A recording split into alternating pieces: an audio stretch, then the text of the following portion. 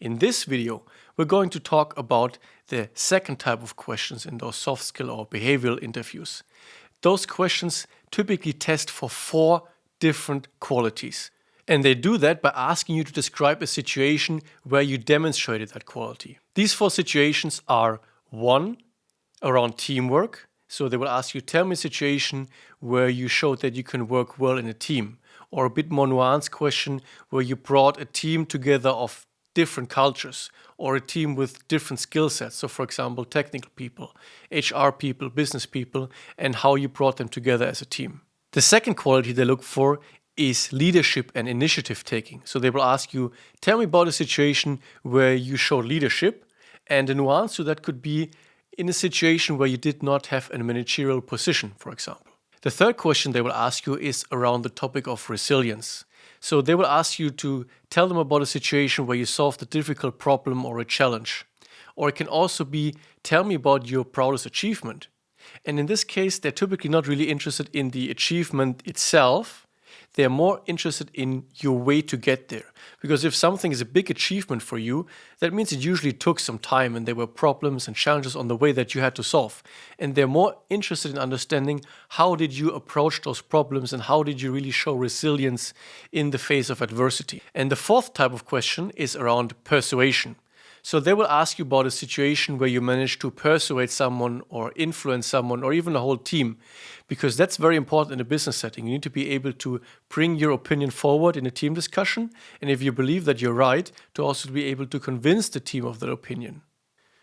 So how do we best prepare for this?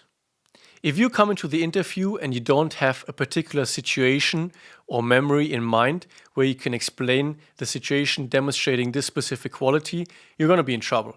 So what we ideally want to do is to sit down and for each of the qualities, remember 1 or 2 situations in our life where we really demonstrated that quality. So a situation where you were able to really demonstrate leadership, for example, in a previous job. And you want to do the same for all of the 4 categories.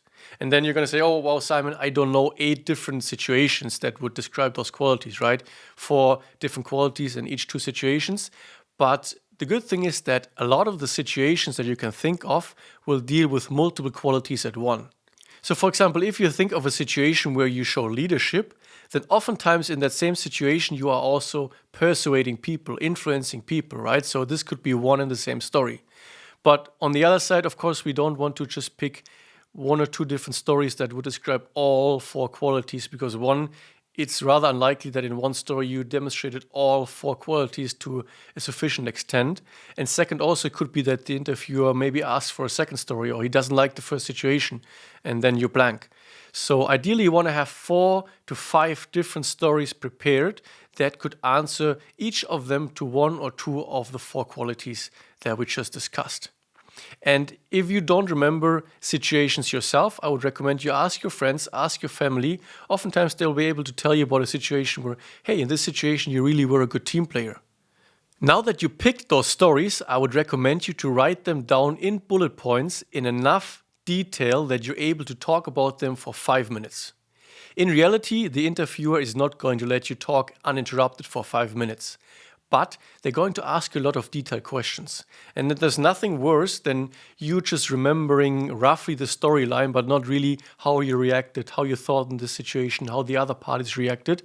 So it's really important that you write down enough material so your memories come back, that you're really able to answer all questions in detail, because that's how you really show your thinking, your character, and how you approach those problems if you actually can remember the situation in sufficient detail. And lastly, it's important that you structure that story. Because remember in the first video, we talked about that the interviewer wants to understand how you communicate. So we'll also pay attention on how structured, how concise and to the point is your communication and your story that you're explaining. So I would recommend you a 5-step process in how to best structure your story. The first step is describe the overall situation that the story took place in. The second point or second step is describe the actual specific problem or challenge that you had to solve in that situation. And the third step is to describe your actions. And it's very important that you focus on your actions and not too much on what other people did.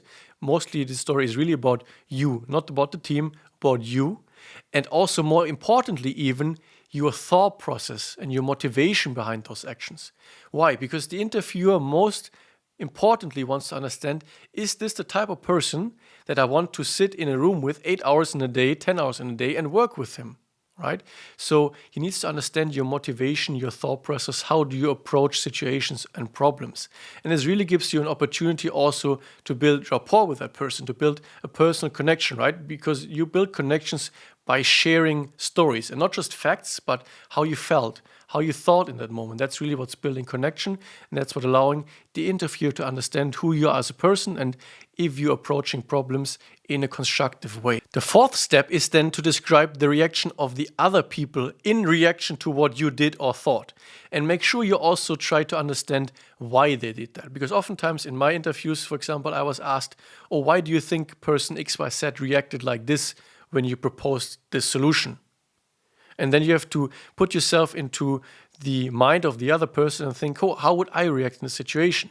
Why is the interviewer asking that? Because that shows that you're able to take the opinion of other people into account and also take their feelings into account. That's really important in a professional setting. So make sure that you have a grasp and a memory of how other people reacted in this story and why. And the last point is, what is the outcome of the story? And even more important again, what did you personally take away from it?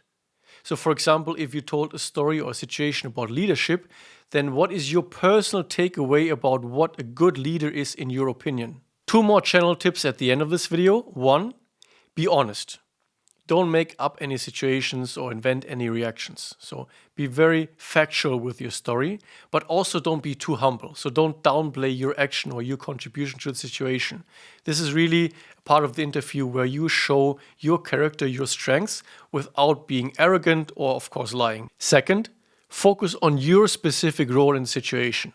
Oftentimes when I ask this type of question, the interviewee is describing what the team did and that the team contribution was important. And that's all great. You should acknowledge what the team did, right? But this situation, this interview is about you. I want to understand, or the interviewer wants to understand, who are you as a person? How do you solve problems? Not how the team solve the problems.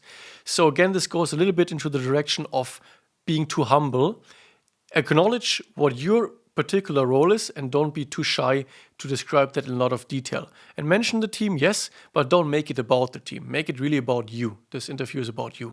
If you have any more questions beyond this on this specific type of interviews or interviews in general, then just shoot me an email or just write a comment under the video and I'm very happy to go into more detail or to answer your specific question. In my course, I'm also going into much more detail into the different type of questions that are being asked and the qualities that are being assessed. For example, I'm going to share examples of my stories where I demonstrated leadership, resilience, and those other qualities, and also into stories of other clients where we really dissect on what was done right, what could be improved, so you understand really how to excel in this type of interviews.